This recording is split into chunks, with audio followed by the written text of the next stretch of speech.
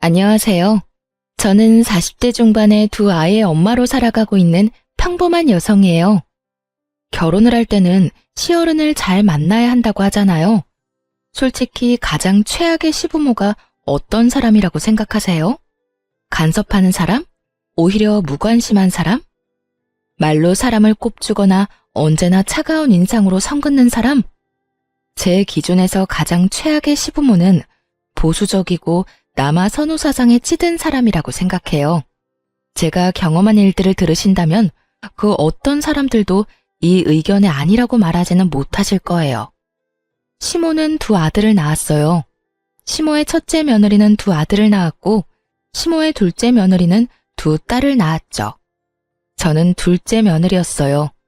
그리고 시모는 최악의 남아 선호 사상을 가진 사람이었고요. 벌써부터 골이 흔들리지 않나요? 사실 형님이 벌써 손주를 둘이나 낳아줬으면 굳이 저한테까지 아들을 바라지 않아도 되는 거잖아요. 그래서 저는 별 생각 없었어요. 첫째 딸을 낳았을 때 시모가 병원에 와서 하는 말을 듣기 전까지는요. 둘째는 무조건 아들로 낳아라. 나는 내 아들 제사도 못 지내도록 만들고 싶지 않다. 둘째도 딸이면 아들 낳을 때까지 낳아야 하는 거야.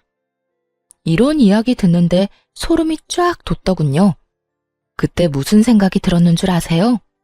제가 애 낳는 기계가 될지도 모른다는 끔찍한 생각이 들었어요. 잘못하면 진짜 사내 아이 낳을 때까지 애만 낳다가 인생 쪽날 것 같아서 시모에게 말했어요. 어머님, 형님이 아들을 둘이나 낳았는데 뭐가 걱정이세요? 그리고 요즘에는 맞벌이 안 하면 생활이 유지가 안 돼서 애를 많이 낳지도 못해요. 그거 다 핑계야. 옛날에는 너희보다 못 살아도 6남매, 7남매 잘만 낳았다. 그러니 너도 쓰잘데기 없이 푼돈 벌겠다고 애쓰지 말고 아들 낳을 생각만 해. 그래야 집안이 평안한 법이다. 말이 안 통해서 그냥 더 이상 그에 대한 말을 안 하기로 제 마음속으로 결정을 했어요. 그리고 무슨 일이 있어도 딱 둘째까지만 낳고 더 이상 애는 안 낳겠다고 다짐했죠. 그런데 둘째가 또 딸인 것을 알았을 때 시모의 모습은 거의 악마에 가까웠어요. 딸만 낳는 며느리 지금 당장 내쳐도 모자라. 도대체 아들 하나 못 낳고 뭐 하는 거야? 지금 아무짝에도 쓸모없는 딸년 둘 낳아놓고 미역국이 목구멍으로 넘어가. 너 앞으로 나한테 대접받을 생각하지도 말어. 아들도 못 낳는 며느리한테 잘해줄 생각 없으니까. 아니, 처음부터 대접받을 생각도 없었고 결혼했을 때부터 꾸준히 대접받은 적도 없었거든요. 근데 저런 말을 하니 저도 기분이 안 좋았죠. 친정에서 몸조리를 하고 집에 와서야 시모 말이 무슨 뜻인지를 깨닫게 됐죠. 대접을 받지 않게 하겠다는 말은 앞으로 열심히 부려먹을 거라는 이야기였다는 걸요. 시댁에서 해야 할 모든 잡일에 형님은 제외되고 저만 일을 해야 했어요. 당시 저는 병원에서 일하는 물리치료사라 평일에는 시간을 뺄 수 없었음에도 시모는 퇴근 시간에 귀신같이 전화해서 시댁으로 오라고 닥달을 했어요. 그렇게 시댁을 방문하면 제게 남은 건 잡일들 뿐. 저녁밥도 못 먹고 일하는 건 정말 서러움을 넘어선 분노를 일으키는 일이었죠. 몇 번 당하고 나니 저도 요령이 생겨서 친정 핑계, 남편, 애 핑계 대면서 시댁에 안 가려고 필사적으로 피했죠. 그러다가 결혼 6년 차 김장철에 급기야 일은 벌어지고야 말았어요. 시모는 배추를 40kg를 준비했더라고요. 솔직히 맛도 없어서 가져가도 잘 먹지도 않은 김치, 그렇게 적은 양만 하시라 말해도 꼭 사람 생고생시키는 걸 보고 싶은지 양을 늘리더니 결국 이번에는 엄청난 양을 하게 된 거죠. 16포기쯤 되니까 배추를 절이는 것도 일이더군요. 빨간 대야에 소금물을 받아넣고 배추를 절이고 그걸 베란다로 옮기려는데 글쎄 그 무거운 걸 들고 있는 상태에서 발을 삐끗해 버린 거예요. 우당탕탕 들고 있던 절인 배추들은 떨어져 내렸지만 저는 거기에 신경 쓸 정신이 하나도 없었어요. 잘못 디딘 발목이 너무 아팠거든요. 근데 정말 서럽고 짜증나는 건 시모가 이 상황에서도 저한테 괜찮냐는 한마디 말도 없었다는 사실이었어요. 야, 배추를 바닥에 패대기 치면 어떡해? 네 입으로 들어갈 거 아니라고 이렇게 막 다루는 거야? 그리고 소금물 다 튀었잖아.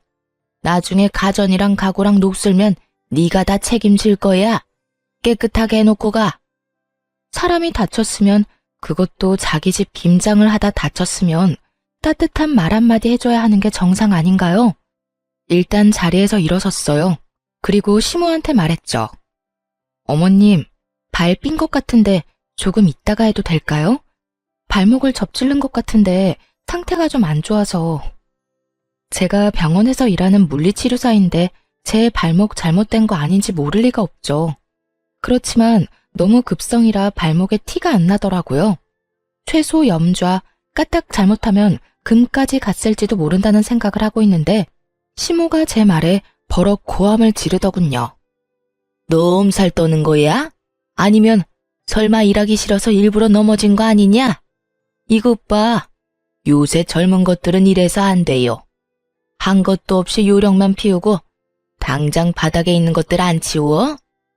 바닥은 시모 말 맞다나 엉망진창이었고 그걸 저렇게 만든 제 책임도 있었으니 이를 악물고 바닥을 치웠어요.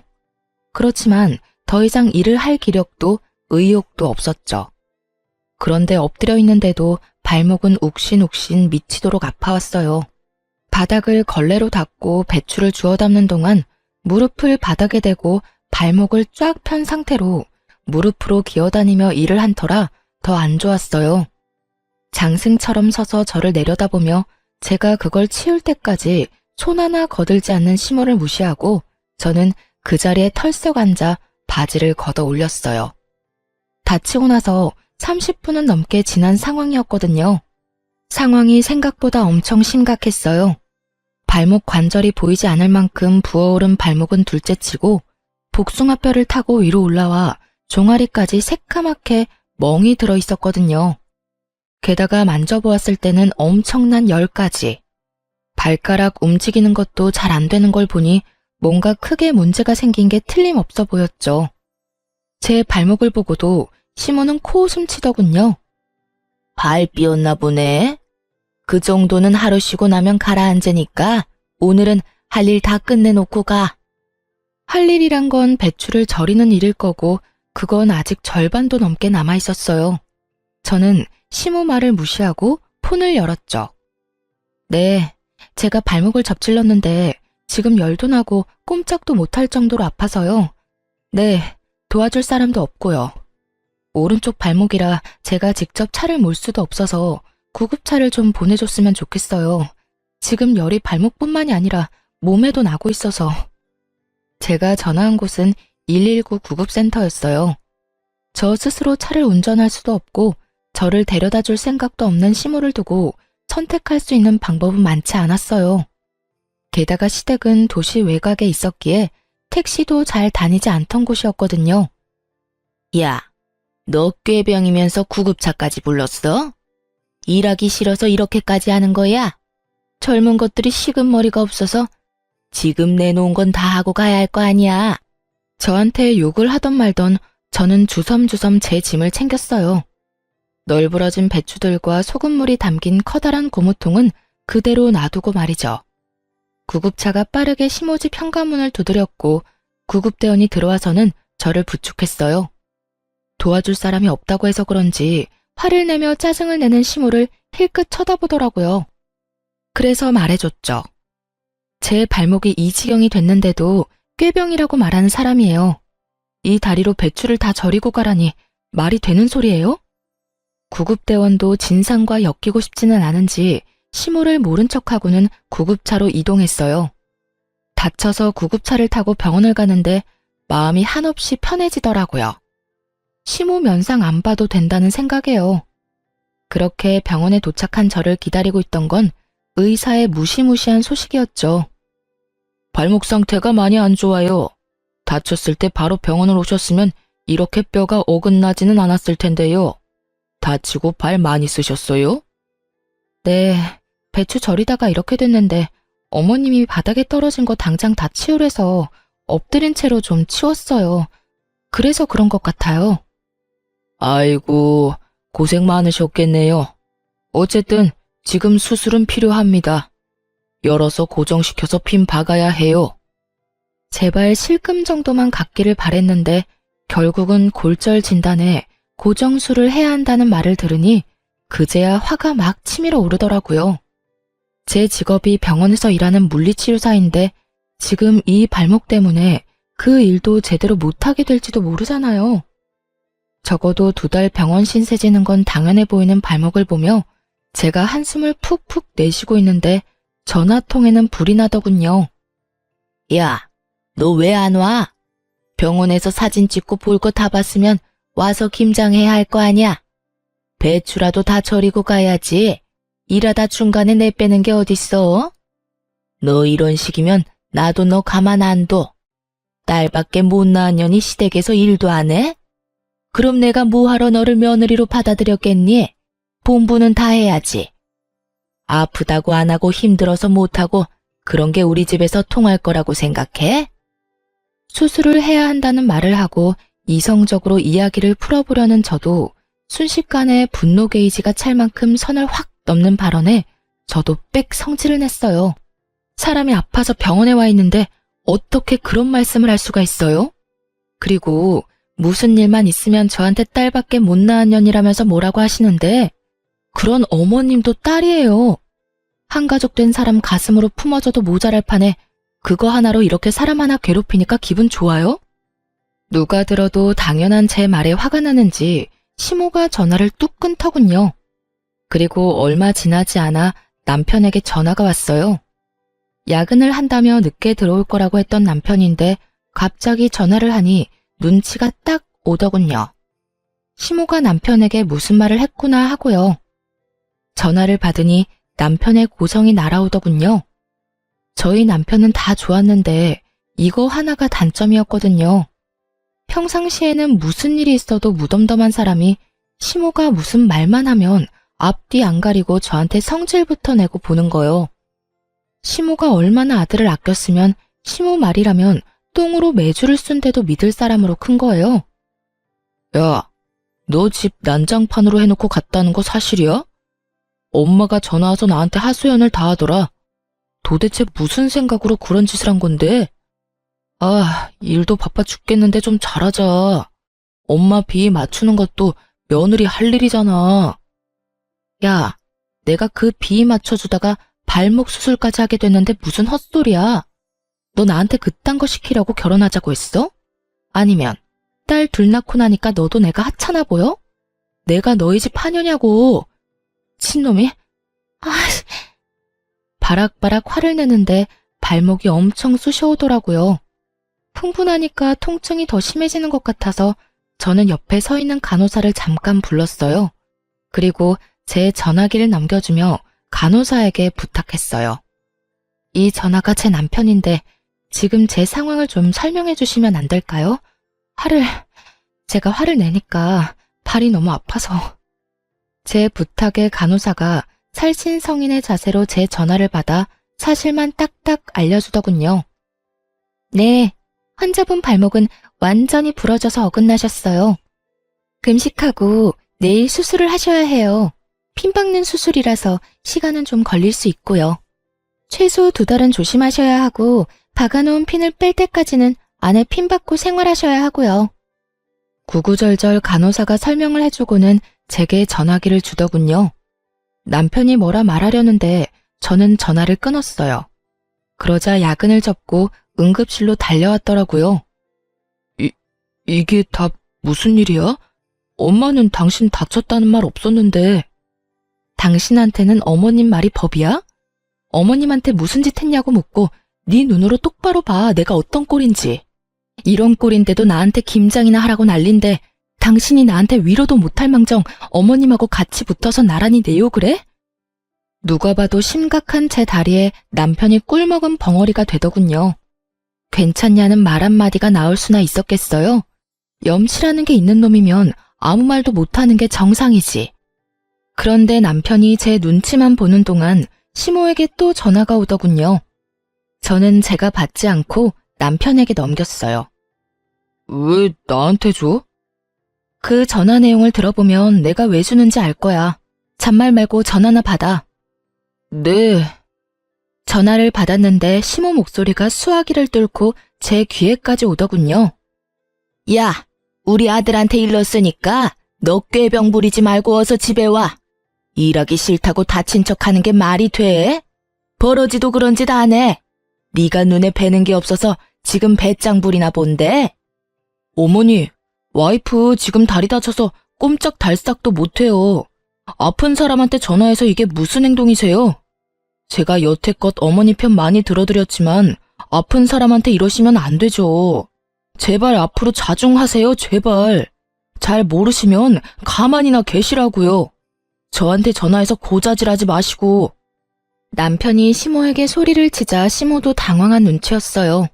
하긴 발목이 박살이 난 마누라 앞에서 지 어머니 편드는 놈이면 당장이라도 이혼을 했겠죠. 그렇게 저는 그 다음날 금식 후 수술에 들어가게 됐고 8주 동안 입원을 해야 했어요. 그리고 제가 정말로 수술에 들어가야 한 것을 알게 된 시모가 혼자 김장을 하려는 게 엄두가 안 나는지 그간 한 번도 부르지 않았던 첫째 며느리에게 전화를 했더라고요. 그런데 그 첫째 형님이 바쁘다며 시모의 부탁을 거절했다더라고요. 결국 아끼고 아끼던 첫째 며느리와 싸운 시모는 혼자서 김장 40kg를 했답니다. 시부가 도대체 무슨 정신으로 그 많은 양을 며느리한테 시키려고 했냐고 정신 사나우니 빨리 눈앞에서 치우라고 호통치는 바람에 결국 시모가 혼자서 김장을 다 했다고 하더군요. 그 이야기 듣는데 속이 얼마나 시원한지. 저를 괴롭히려는 의도였는지는 알 수 없지만 시모만 고생하게 됐으니 사람 일은 한 치 앞도 알 수가 없는 거더라고요. 2달 동안 일을 쉬어야 했지만 시모가 곤란해졌다는 것만으로도 10년 묵은 체증이 다 내려가는 것 같은 개운함이 있었어요. 그 뒤로 시모가 저를 괴롭힐 때마다 발목 이야기를 했더니 더 이상 저를 그만큼 괴롭히지는 않았어요. 그리고 저도 뭐가 좋다고 괴롭히고 차별하는 시모와 같이 있고 싶겠어요? 그래서 시댁과는 대면대면하게 살았죠. 다행인 건 남편은 그런 일에 별로 신경을 안 쓰더라고요. 그런데 완전히 인연을 끊을 수는 없더라고요. 가끔씩 타이밍이 안 좋아서 애들을 맡길 일이 생겼거든요. 결혼 15년 차에 남편이 허벅지와 엉덩이 통증으로 병원을 방문했어요. 그런데 대퇴골두 무혈성 괴사라는 이상한 병으로 수술을 해야 한다는 이야기를 들었거든요. 놔두면 뼈가 녹아서 걷지 못한다는 이야기에 겁이 나서 남편 수술을 위해 저도 병간호를 하기로 했어요. 보통 제가 애들을 볼 수 없을 때는 친정의 아이들을 맡기는데 하필이면 친정에 일이 있어서 아이들을 맡길 수 없는 상황이었어요. 친언니에게 부탁을 하니 학교 어린이집 마치고 자기 전까지는 언니가 봐줄 수 있다고 하더군요. 하지만 언니네 집은 시부모와 합가해서 살고 있으니 잠을 재워주는 건 좀 그렇다고 하더라고요. 아무래도 눈치가 보일 수밖에 없는 것 같았어요. 그러다 보니 저녁부터 아침까지 봐줄 사람을 찾는 게 쉽진 않더군요. 그래서 어쩔 수 없이 시모에게 전화를 했죠. 어머님, 남편 수술하고 혼자 목발 짚을 수 있을 때까지만 우리 애들 저녁 9시부터 아침 8시까지만 봐주실 수 있으세요? 그 외의 시간은 저희 친정언니가 봐줄 거라서. 그러나 시모는 시큰둥하더군요. 네 애들을 내가 왜 봐? 귀한 아들도 아니고 딸년들을 둘이나 나더러 보라고? 싫어. 다른 사람한테 물어봐. 결국 이야기는 더 이어지지도 못하고 끊어졌죠. 저는 남편에게 부탁했어요. 다른데 아무리 찾아봐도 맡길 곳 없으니 그래도 혈육이라면 봐주지 않을까 하고요. 남편이 시모에게 전화해 부탁하자 그제야 어렵사리 봐주겠다고 하더군요. 걱정되는 마음에 남편에게 한마디 덧붙여 보냈어요. 그냥 애들 아침밥만 주고 저녁에 잠만 재워주면 된다고요. 다른 거 다 제 언니가 해줄 거라고. 그렇게 일주일 동안 애들이 시모와 제 언니 집을 왔다 갔다 하며 생활하게 됐어요. 걱정이 안 되는 건 아니었지만 언니가 애들을 잘 봐줄 거라고 생각하고 저도 남편 병간호를 했어요. 그런데 애들을 시모와 언니에게 맡긴 지 4일째 되는 날, 친정언니가 전화를 했어요. 김서방 간병하느라 바쁘지? 다른 게 아니라 내가 이런 말 하기는 좀 조심스럽기는 한데 아무리 생각해도 아닌 것 같아서 연락했어. 조심스럽게 말하는 언니 때문에 저도 덩달아 조심스럽게 물었죠. 무슨 일 때문에 그래? 애들 때문에 많이 힘들어? 아님 혹시 무슨 일이라도 생겼어? 애들을 못 봐준다는 말을 할까봐 전전긍긍하는 제게 언니가 던진 말은 충격에 가까운 고발이었어요. 너희 애들 지금 4일째 아침밥도 못 먹었대. 게다가 저녁에도 할머니가 청소며 빨래며 온통 일만 시키느라 숙제도 못하고 올 때마다 애들이 걸신 들린 것처럼 먹어. 너희 시어머니 문제 있는 거 아니야? 뭐? 아침밥을 안 먹었다고?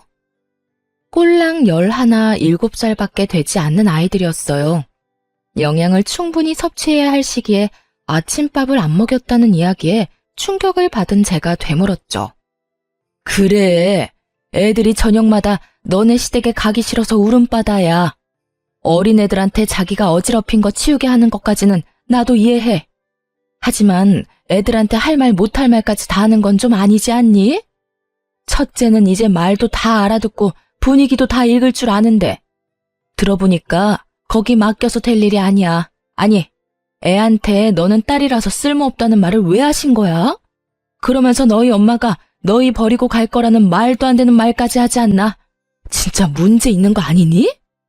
그 이야기를 듣는데 속 안에서 천불이 나는 기분이 들었어요. 제가 원한 건 잠자리와 아침 식사뿐이었는데 시모는 그 시간 내내 애들을 괴롭히고 밥도 안 먹인 데다가 엄마 욕, 애들이 듣지 않아도 될 말들까지 생각 없이 짓거린 거예요. 조용한 제가 얼마나 화났는지 눈치챈 언니가 슬쩍 저한테 그러더라고요. 나도 눈치는 좀 보이는데 거기보다는 여기가 훨씬 괜찮은 것 같으니까 남은 며칠간은 우리 집에서 재우고 학교 보내고 할게. 예, 너희 그거 어떻게 좀 해야 한다. 딸들은 빨라. 상처도 얼마나 잘 받는데. 그런 이야기 들으면 얼마나 서럽겠니? 그것도 친할머니인데 진짜 너무하잖아. 애들 불쌍해서 진짜. 그 이야기를 듣는데 부들부들 떨리더라고요. 아무리 손녀딸 싫다고 말했어도 재우고 아침밥 먹이는 정도는 해줄 거라고 생각했어요. 핏줄이니까. 언니 전화를 끊고 나와서 시모에게 전화를 했어요. 어머님, 혹시 애들 아침밥 내내 굶겨서 보내셨어요? 누가 그래? 첫째 그게 그러든? 그놈의 계집애 입도 싸지. 제 엄마 닮아서 야가 빠졌네. 며칠 밥 안 먹는다고 안 죽는다. 그리고 일찍 못 일어난 걔들 탓이지 내 탓이냐? 애들을 어떻게 교육하길래 늦잠을 자도록 만들어? 애들이 늦잠 자는 게 뭐가 그렇게 화가 나실 일이에요. 깨워서 밥 먹이면 되죠. 제가 애들 하루 종일 봐달라고 한 것도 아니고 아침밥 먹여서 학교만 보내달라는 게 그렇게 어려우셨어요? 정말 너무하시는 거 아니냐고요. 그러면 네 새끼 네가 키워야지 왜 나한테 맡겨? 네가 뭘 잘했다고 지금 나한테 큰 소리를 쳐? 남편 병수발 든다고 지금 나한테 생색 내려나 본데 그건 당연한 일이야. 병수발 들면서 애들 보는 것도 당연히 네가 해야 할 일이고 어디서 배워먹지도 못한 것이 소리만 요란하지. 시모와 이대로 이야기하다가는 진짜 할 말 못할 말 다 할 것 같아서 남편에게 이야기하려고 전화는 일단 끊었어요. 그리고 남편에게 말했죠. 여보, 어머님 너무하신 거 아니야? 애들 밥도 안 먹이고 학교 보내셨대. 어떻게 그러실 수가 있어. 형님네 아들이었어 봐. 고기 반찬에 원하는 거 다 해주면서 먹여주셨을걸? 당신이 어머님한테 이야기 좀 해봐. 우리 애들 불쌍하지도 않아? 제가 남편에게 그렇게 이야기했는데 남편은 더 어이없는 말을 하더군요. 애들이 밥 좀 안 먹을 수도 있지. 그리고 잠 많은 애들 늦게 일어나면 그냥 보낼 수도 있고. 왜 이렇게 예민하게 굴어? 당신이 직접 맡긴 거면 그냥 어머니 믿고 놔둬. 당신이 애 때문에 떽떽거리니까 어머니도 기분이 안 좋으신 거잖아. 제발 조용히 좀 넘어가자, 응?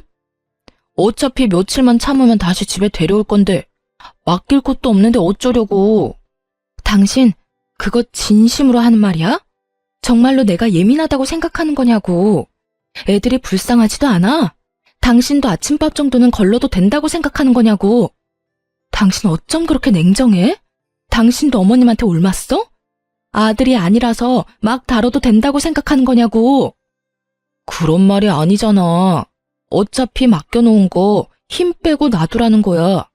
배고프면 알아서 밥 달라고 하겠지. 그리고 한 끼 안 먹는다고 안 죽어. 태연스레 말하는 남편놈을 보며 저는 온몸에 소름이 돋는 기분이었어요. 미친놈. 그 한마디를 남편에게 던지고 저는 남편을 병실에 놔두고 시댁으로 돌아왔어요. 올 때가 아닌데 돌아온 저를 보더니 시모가 눈을 크게 뜨며 묻더군요. 네가 왜 여기 있냐? 우리 아들 간병하는 거 아니었어? 누구한테 맡기고 온 거야? 저는 그런 시모 말도 무시하며 애들 짐부터 쌌어요. 싸가지 없는 말이나 하고 애들 귀한 줄 모르는 인간 병수발 드느니 애들 보는 게 더 낫다는 생각이 들었거든요. 남편 혼자 놔두고 왔어요. 어머님이 우리 애들 그런 식으로 취급하는 줄도 모르고 제가 미친 짓을 했네요. 고양이한테 생선을 맡긴 꼴이었지. 불쌍한 내 새끼들 굶고 눈치 봐가며 할머니 집에 있는 줄 알았으면 남편 병수발이나 들고 있지 않았을 거예요. 지금이라도 알았으니 애들 데리고 갈게요. 제 말에 시모가 어이없다는 듯 저를 돌려 세우더군요. 너 지금 나한테 시위하니? 그래서 남편은 놔두고 애들 데려가겠다고? 그렇게는 못해. 내 새끼 아픈데 어딜 가려고? 저는 시모 손을 탁 내쳤어요. 네 새끼 네가 키우라면서요. 남 손에 맡기지 말라면서요. 그러면 어머님 새끼도 어머님이 키우세요. 아픈데 잠이 오겠어요? 아침밥 굶은 것만 봐도 속이 다 뒤집어지는데 남의 손에 왜 맡겨요? 어머님이 가서 씻겨주고 닦여주면서 수발이나 드세요. 나는 내 새끼들 키울 테니까. 뭐? 야, 너 진짜로 병원 안 가? 우리 아들 보러 안 가는 거야? 시모는 제 뒤를 쫓아나오면서 자꾸만 저를 붙잡으려고 하더군요. 확 뒤돌아선 제가 시모에게 경고했어요. 안 가요. 내 새끼들 배 곱는 거보다는 안 힘드니까 오늘부터는 어머님이 아들 병간호하세요. 그렇게 애들 데리고 집에 돌아온 저는 미안하고 서러운 마음에 애들 붙잡고 눈물만 흘렸어요. 울지 말아야지 하는데도 미안한 마음만 들잖아요. 도리어 애들이 저에게 울지 말라며 엄마 잘못 아니라고 말해주는데 이것들을 두고 제가 망할 남편놈 병간호나 하고 있었다는 사실이 참을 수 없이 기분이 더러워졌어요. 그런데 저녁까지 제가 돌아오지 않으니 남편놈한테 전화가 왔더군요. 당신 뭐 하는데 오지를 않아? 미쳤어? 환자 놔두고 뭐 하자는 건데? 내가 아까 이야기했지. 나 도저히 어머님한테 애들 못 맡기겠으니까 내가 직접 애들 볼게. 당신 병간호는 어머님이 해주실 거야. 네 새끼 네가 키우라는데 그럼 내가 키워야지 누가 키워? 당신은 어머님 자식이잖아. 그러니까 어머님한테 병간호 받아. 난 안 갈 거니까. 당신 정신 나갔어? 어머니하고 그런 걸로 싸우자면 어쩌자는 건데? 어머님이 애들 굶겼다고 일주일 내내 굶기는 게 할머니가 손녀들한테 할 짓이야? 어머님도 나쁘지만 당신도 나빠. 애들이 굶는다는데 뭐? 너 같은 걸 남편이라고 데리고 산 내가 병신이지. 자식들 밥 굶기고 할머니한테 눈치 보게 만들면서까지 너하고 살고 싶은 생각 없어. 세상 천지에 배 터지게 먹여주는 할머니는 봤어도 애들 밥 안 주는 할머니는 처음 봐. 게다가 애들한테 무슨 말 했는지 알고는 있어? 애들한테 너희가 딸이라서 쓸모가 없단다. 너희가 딸이라서 너희 엄마가 너희 버리고 간단다. 이런 말을 했다는 것도 믿기지를 않아. 내가 왜 이런 소리 내 자식들한테 듣도록 만들어야 하냐고. 대답 좀 해봐, 이 나쁜 놈아. 뭐? 어머니가 애들한테 그런 소리를 했다고? 당신이 잘못 들었겠지. 손녀들한테 그런 소리를 했을 리가 없잖아. 물어봐, 직접. 시모가 남편 옆에 있었는지 남편이 시모에게 따지듯 묻는 소리가 들렸어요. 그랬더니 시모가 당당하게 답하더군요. 왜 그걸 나한테 따지니? 네 마누라가 딸만 낳은 게 내 탓이야? 그럼 아들을 낳았으면 될 거 아니냐? 그런 말 좀 했기로써니 뭐가 그렇게 잘못된 일이야? 나 어릴 적에는 그것보다 더한 말도 듣고 자랐어. 너 없어도 우리 집 잘만 돌아가. 첫째 며느리가 다 잘해줄 거다. 그러니 나갔으면 그냥 그대로 애새끼들 데리고 나가. 다시 이 집에 돌아올 생각 말고. 얼굴 안 보니까 속이 시원하네. 저는 시모 말에 코웃음 쳤어요. 김장하러 오라고 부탁한 것도 거절당했다면서 잘하기는. 착각은 자유지. 그리고 우리 이혼하자. 난 이런 집안에서 못 살아. 여보, 잠깐만. 남편이 뭐라 말하던지 말던지 전화 끊고 이혼 소송 시작했어요. 그런데 며칠 아들 자식 간병일 해보더니 힘들었는지 시모가 전화와서는 저더러 어이없는 말을 하더군요. 이혼 기간 중에도 네가 우리 아들 안 사람이고 내 며느리다. 그러니 네 남편 병간호하러 들어와. 어디 며느리가 시어머니한테 일을 다 맡겨놔? 이혼하기 전까지는 네가 이 일 다 해야 하는 거야. 갑자기 전화와서 무슨 말도 안 되는 소리 하세요. 남남 되려고 이혼 소송하는 중이잖아요. 그리고 전 제 새끼 키우느라 바쁘니까 어머님은 어머님 아들 잘 키우세요. 저번에 저한테 그렇게 말씀하셨죠? 자기가 꺼낸 말 정도는 지켜주시죠. 전화해놓고 본전도 못 찾은 시모는 씩씩거리며 저한테 따지더라고요. 너 정말 이렇게까지 해야겠어? 네 딸들한테 고작 그딴 말 했다고 나한테 이러는 거면 너 실수하는 거야. 시어머니가 딸보다 아들 더 원할 수도 있지. 어디서 속 좁게 이런 식으로 사람을 골탕 먹이려고 들어? 그러니까요. 앞으로도 평생 그렇게 사실 거죠? 그러니까 이혼하는 거라고요. 저는 그런 곳에서 내 새끼 키우면서 못 살아요. 억만금을 줘도 그런 곳에서 살고 싶지 않은데 볼 것도 없는 집안 뭐하러 듣기 싫은 소리 들어가며 살아요? 이참에 우리 헤어지고 각자 갈 길 가요. 이런 식으로 연락하지도 마시고요. 그리고 저번에 저한테 뭐라고 하셨죠? 첫째 며느리가 잘해줄 거라고 하셨죠? 그러니까 저한테 전화하지 말고 손자들 둘이나 낳아준 첫째 며느리한테 전화하세요. 시모는 여전히 당당하더군요. 그래도 자기 힘드니까 금방 연락 오는 거 보세요. 아주 저를 식모처럼 생각하고 있는 게 눈에 다 보이더라고요. 언제는 첫째 며느리가 다 해줄 것처럼 자신만만하더니 이제 와서 꼬리 말고 저를 찾는 꼴이 너무 웃겼어요. 그렇게 이혼은 저에게 좀 더 유리하게 해결됐어요. 저희가 살던 신혼집도 처음부터 공동명의에 반반 부담한 거라 그대로 나눴고 친권, 양육권, 위자료 싹 다 제가 가져왔어요. 저는 받은 돈과 은행에서 대출한 금액으로 딸아이 둘과 같이 살 집을 샀어요. 그런데 이미 이혼도 다 된 마당에 형님에게서 전화가 왔어요. 결혼 기간 동안 얄미운 사람이기도 했고 항상 저한테 일 시키고 본인은 몰래 빠져나가던 사람이라 좋게 볼 수는 없는 사람이었어요. 동서, 잘 지내? 아휴, 나 동서네가 이혼하고 나서부터 어머님한테 끌려다니느라 힘들어 죽겠어. 이혼하니까 많이 편하지? 어쩐 일로 전화하셨어요? 동서는 도련님이랑 다시 잘해볼 생각은 아예 없어? 이제 막 이혼한 사람에게 이런 걸 물어보는 형님에게서 뭔가 머뭇거리는 느낌이 들었어요. 왜 그런 걸 물어보세요? 이혼한 동서한테 이런 말 꺼내기도 민망하긴 한데 아버님이 얼마 전에 쓰러지셨거든. 그래서 어머님이 나한테 합가해서 아버님 수발을 같이 들자고 하는 거야. 근데 동서도 잘 알잖아. 나는 그런 일 여태 해본 적도 없고 바쁘기도 많이 바빠서. 인간이 이렇게 비양심적이어도 되나요? 어떻게 이혼한 동서에게 시부 수발을 들기 위해 이혼을 다시 생각해보라는 말을 할 수가 있는지 이해가 전혀 안 갔어요. 죄송한데 저는 생각 없어요. 싫어서 이혼한 거고 이혼 서류에 잉크도 아직 덜 말랐어요. 그리고 무엇보다 그 집안 저는 두 번 다시 가고 싶지 않아요. 형님은 아들을 둘이나 낳아서 여태껏 시어머니 등살에서 잘 피해 다니셨죠? 저는 그 잔소리, 악담 모두 맨몸으로 다 받았어요. 그쪽으로는 머리도 두고 싶지 않은 게 제 마음이에요. 시아버지 그렇게 되신 건 안타깝지만 그건 이제 가족들이 상의해야 할 문제지 생판 남인 저한테 이야기해서 될 건 아니라고 생각해요. 차갑고 냉정하게 딱 잘라 말하고 나니 형님도 당황했는지 급하게 전화를 끊었어요. 그리고 나중에야 그 집안 소식을 들을 수 있었어요.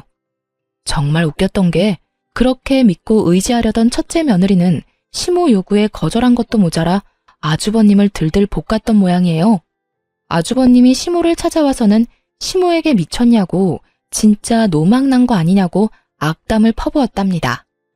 동생처럼 자기도 호래비 만들 작정이냐며 합가에서 마누라랑 헤어지면 어머니가 책임질 거냐고, 이럴 거면 인연 끊고 지내자면서 아주 집안을 풍비박산으로 만들어 놓고 가셨다더군요. 그 와중에 전 남편은 시모 간병을 받아 무사히 퇴원했으면서 집에 오자마자 짐 다 챙겨서 아픈 시부와 시모 놔두고 그대로 집을 나갔다고 하더라고요. 입이 불어터져라 아들 사랑, 손주 사랑을 외치던 시모였건만 시모를 위해 시부를 함께 수발 들어줄 사람은 없던 모양이에요. 결국 시모는 두 아들과도 연이 끊기고 며느리에게도 대차게 까여서 혼자 시부 수발을 들었다고 하더군요. 제가 들은 소식은 딱 거기까지였어요. 솔직히 여기까지 듣고도 정말 고소하더군요. 저 내치고 잘 살 것처럼 기세등등하더니 결국 보세요. 완전 버림받고 혼자 남겨졌잖아요. 그러니 사람이 마음을 곱게 써야 하는 법이에요. 그렇게 저는 그 사람들을 잊고 제 일에 집중하게 됐어요. 아이들을 보기 위해 시간 조율이 좋았던 요양병원에 취직하게 됐죠. 시내와 가깝지는 않았지만 규모가 있는 요양병원이다 보니 멀리서도 찾아오는 분들도 많았던 곳이었어요. 그런데 하루는 제가 치료하는 어르신이 잔뜩 인상을 찌푸린 채로 컨디션이 완전 엉망이 돼서 오셨더라고요. 어르신, 오늘따라 몸 상태가 별로 안 좋네요. 어제 잠 못 주무셨어요? 아유, 선생, 말도 마. 같은 방에 웬 할망구가 하나 왔는데 얼마나 화가 많은지 무슨 말만 하면 난리쳐서 내가 며칠째 잠도 제대로 못 잤어. 병원에 입원하다 보면 아무래도 단체 생활이다 보니 원하는 사람하고만 같이 있을 순 없어요. 같은 방 사람 잘 만나는 것도 어떻게 보면 복권 당첨 같은 거와 비슷한 거거든요? 그랬어요? 물리치료는 안 받는 분인가 보네요. 근데 뭐 때문에 그렇게 화를 내요? 혹시 치매? 아니야. 내가 가만히 지켜보니까 다 할망구가 잘못했더만. 이 할망구가 들어온 그날부터 하루에 10번도 넘게 아들들 며느리한테 전화를 하는 거요. 전화에서는 너희가 어떻게 이럴 수 있냐? 나를 여기다 버리고 너희끼리 잘 살 것 같냐? 난리더라고. 그래서 내가 넌지시 물어봤지. 근데 그 할망구 하는 말이 아들놈들 뼈 빠지게 키워놨더니 다 소용없다고. 자기가 남편 수발 드는데 아무도 안 도와줘서 이렇게 병을 얻었는데 다들 나 몰라라 한다고 말이지. 엄마를 애물단지 취급하면서 연락도 먼저 안 하고 연락하면 그렇게 귀찮은 티를 낸다면서 고함을 지르더라고. 어머나, 그랬어요? 제가 보기에는 어르신 따님들이 자주 면회 오시니까 그것 때문에 더 비교돼서 그런 것 같은데요. 내가 봐도 그래 보였어. 우리 딸들이 워낙 싹싹하잖아. 와서 나눠 먹자며 과일도 주고 음료수도 주고 하는 모습을 보더니 나한테 악담을 하더라고. 딸만 낳았냐며. 아들이 없어서 어떡하냐고 빈정대는데 열받아서 나도 한마디 했지. 딸 있는 나는 매일같이 면회하는데 아들 낳은 그 짝은 여태껏 아들 코빼기도 안 보이냐고. 그랬더니 그 뒤로 아주 아들 욕을 있는 대로 하더라고. 그러더니 어제 할망구 아들이 왔대. 둘째라던데 이혼한 지 1년 반쯤 됐다던가? 뭐 난 잘 모르겠는데 어쨌든 둘째 아들이 왔는데 그 할망구가 아들한테 악다구니를 썼어. 왜 여기 처박아 놓고 들여다보지도 않냐고 말이야. 그랬더니 아들놈 하는 말이 기가 막히더만. 엄마가 마음을 곱게 썼으면 며느리들이 왔을 거라고. 자기 이혼한 건 엄마 책임이 크다면서 그 사람 많은 데서 늙은 엄마를 핍박하는데 살벌하더만. 내가 봤을 때는 그 할망구도 잘못했는데 아들놈도 싹퉁머리가 없는 게 영. 어르신에게 이야기를 들을수록 뭔가 모르게 묘하게 익숙한 느낌이었어요. 그래서 그분이랑 싸우느라 잠을 못 주무신 거예요? 아니, 그 할망구가 여기 오고 나서부터 약간 치매기가 왔거든. 그놈의 핸드폰만 붙들고 내내 전화를 하니까 어제 아들이 왔는데 그런 소리를 하고 갔으니 이 할망구도 정신을 놔버렸는지 어쩌녁 내내 불도 안 들어오는 전화통 붙들고 아들 이름인지 뭔지 누구야 누구야 불러대면서 온 방의 사람들 잠도 못 자도록 하고 아휴 밤에 잠도 안 자 낮에도 안 자 기운은 어찌나 좋은지 목소리만 커서 내가 그래서 잠을 못 잤어. 오늘도 내가 걱정이야. 그 할망구 잠 안 자고 또 고함 지를까봐. 며칠 만에 헬쑥해진 어르신을 보니 궁금증이 치솟더군요. 그래서 시모 이름을 검색해봤어요. 제 어르신 방에 얼마 전에 들어온 사람 이름이 시모 이름과 같더라고요. 그리고 주소도 시댁 주소가 맞았고요. 보호자 이름도 전 남편 이름인 거 확인했어요. 우연도 이런 우연이 없었어요. 그 많은 요양원 노인병원 중에 제가 있는 곳으로 오다니. 그렇게 잘 살 것처럼 굴더니 결국은 두 아들 모두에게 버림받고 홀로 노인병원에서 면회도 없이 있는 거 보니 자식을 시모처럼 키우면 안 되겠다 하는 생각이 들었죠. 시모가 손녀들한테는 못되게 굴었어도 아들, 손자들한테는 잘했거든요. 그런데도 보세요. 결국 아픈 시모 병실에 면회 오는 사람이라고는 아무도 없다는 거죠. 저도 병원에 있으면서 보는 게 있잖아요. 마음씨 곱고 자식들, 며느리들한테 따뜻하게 대해주신 어른들은 자식, 며느리 할 것 없이 자주 와요. 받은 만큼 돌려주고 싶은 게 사람의 마음이거든요. 그런 어른들은 복 받았다고 말하기도 하는데 사실 자신이 한 만큼 돌아온 거죠. 말년이 쓸쓸한 게 왜 보기 힘든 거냐면 그 쓸쓸함 속에 내가 걸어온 길이 있기 때문이라고 제가 모신 어르신 한 분이 그러더군요. 그쯤 되면 다들 그렇게 인생에 통달하시곤 해요. 그러니 시모의 이런 상황이 제게는 참 착잡했어요. 저를 괴롭히고 제 어린 두 딸을 괴롭혔으니 이런 꼴 당해도 싸다고 말하고 싶지만 그렇게 애지중지하던 아들과 손주들에게까지 손절당한 거 보면 왜 그렇게 사셨나 싶기도 하고요. 자기 인생 남이 살아주는 거 아니니 더 열심히 남들과 좋은 인연 맺고 살아야 하는데 왜 저한테 그렇게 못되게 굴었는지 사실 지금도 이해는 안 가요. 솔직히 이해하고 싶은 마음도 없고요. 그저 자기가 살아온 대로 받고 있구나 싶은 생각이 들었어요. 시모에게 측은한 마음을 갖기엔 제가 당한 게 너무 많아서 그런 마음이 들지도 않더라고요. 그저 제 자식들은 시모가 키운 자식들처럼 키우지는 말자고 다짐했어요. 그 뒤로도 시모와 모르는 사람인 척 지내고 싶었는데 전 남편이 입원비 문의하러 병원 왔다가 1층 원무과에 들른 저와 마주치게 됐어요. 전 남편이 결혼했을 때도 보여주지 않던 아주 살가운 표정으로 제게 말을 걸더군요. 당신 여기서 일하고 있었어? 잘 됐네. 우리 어머니 여기서 치료받고 계시거든. 당신이 있으니까 그래도 마음이 든든하네. 이혼했더라도 애들 할머니잖아. 문제 안 생기도록 당신이 잘 챙겨줘. 끝까지 이기적인 인간이더군요. 그리고 웃겼어요. 이혼한 전 와이프한테 어머니를 부탁한다니. 염치가 없어도 이렇게 없을 수가. 예전이나 지금이나 양심 없는 건 똑같네? 내가 왜 당신 어머니한테 차별 대우해줘야 해? 물리치료 받지도 않고 나랑 접점 하나 없는 사람이거든? 내가 왜 그렇게 해줘야 하는지 이해가 안 가네. 잘 챙기고 싶으면 당신이 챙겨. 당신 어머니잖아. 이혼한 마누라한테 그런 거 부탁하고 싶어? 얼굴이 얼마나 두꺼우면 그런 걸 부탁해? 그리고 나 만나는 사람 있거든? 함부로 오해받고 싶지 않으니까 당신도 당신 가족들도 처신 잘해줘. 이딴 식으로 악연을 인연인 것처럼 만들지 말라고. 만나는 사람이 없었지만 거짓말했어요. 이 인간이 병원에 소문이라도 퍼뜨릴까봐 걱정도 됐으니까요. 뭐 여차하면 퇴사하고 다른 직장 찾아도 되는 거긴 했는데 그건 귀찮고 손도 많이 가는 데다가 결정적으로 제가 피해야 하는 게 너무 싫었거든요. 피하려면 지들이 피해야지 제가 왜 피하나요? 괴롭힌 인간들은 그쪽이고 저는 괴롭힘 당한 사람인데 제가 이악 물고 말했더니 전 남편도 가볍게 이야기할 만한 상황이 아니라는 걸 깨달았는지 아니면 자존심이 상했는지 며칠 뒤에 퇴원을 하고 나갔더군요.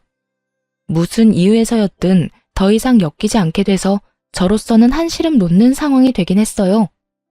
그리고 여담이지만 딸애들은 제가 이혼한 그날부터 아빠를 찾지 않더라고요. 남편이 그리 좋은 아빠가 아니라는 것도 애들 반응을 보며 알았죠. 만약 애들한테 잘해줬다면 애들이 아빠와 헤어지는 걸 무덤덤하게 받아들이지는 않았을 테니까요. 그래도 제 이혼을 이해해주고 저를 도와 집안일도 해주고 있는 기특한 아이들을 보면 몸은 힘들지만 마음만은 가벼운 기분이 들어요. 이 아이들을 위해서라도 좀 더 열심히 살아야겠다는 다짐을 매일같이 하게 되네요. 그래도 가끔 전 남편과 시모가 생각날 때가 있어서 이렇게 사연글을 써보게 됐어요. 이렇게 하나하나 다 토해내고 나니 마음이 한결 가벼운 기분이 드네요.